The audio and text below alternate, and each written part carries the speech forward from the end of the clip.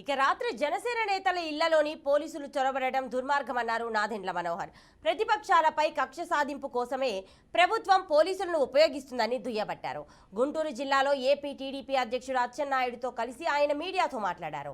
Plan ప్రకారం నేతలను భయభ్రాంతులు చేసేందుకే సోదాలు చేశారని మండిపడ్డారు. మంగళగిరి ప్రాంతంలో జనసేన తరపున పనిచేస్తున్న సిబ్బంది ఉంటున్న అపార్ట్మెంట్లో పోలీసులు సోదాలు నిర్వహించారు. నిన్న రాత్రి పోలీసుల వ్యవహార శైలి చాలా ఆశ్చర్యం కలిగించింది. ఆ అపార్ట్మెంట్లో నివసిస్తుంది మా పార్టీ అధ్యక్షులు పవన్ కళ్యాణ్ గారి భద్రతా సిబ్బంది, జనసేన పార్టీ మీడియా విభాగం సిబ్బంది.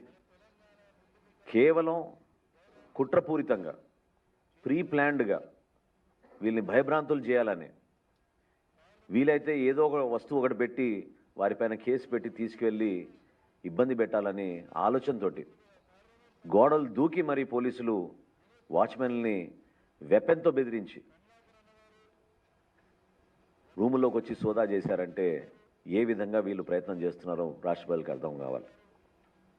అసలు ఇంత ఆలోచన ఎందుకు వచ్చింది మీకు? అసలు ఖచ్చితంగా రాబోయే రోజుల్లో తెలుగుదేశం పార్టీ, జనసేన పార్టీ కలిసికట్టుగా ఒక అద్భుతమైన ప్రభుత్వాన్ని మేము ఏర్పాటు చేయబోతున్నాం.